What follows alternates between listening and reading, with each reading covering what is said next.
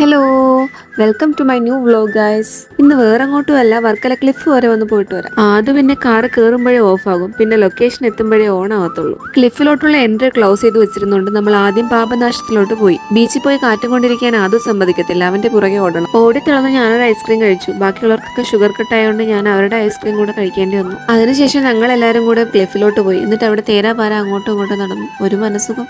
നടന്ന് ക്ഷീണിച്ച് പിന്നെ ഐസ്ക്രീം കുടിക്കാൻ തോന്നി. ഇപ്രാവശ്യം ഷുഗർ കട്ട് ഉള്ളവരും ഇല്ലാത്തവരും എല്ലാവരും ഐസ്ക്രീം കുടിച്ചു ഗൈസ്. പിന്നെ ഞങ്ങൾ എല്ലാവരും വീട്ടിലോട്ട് പോയി. Thank you for watching. Bye bye.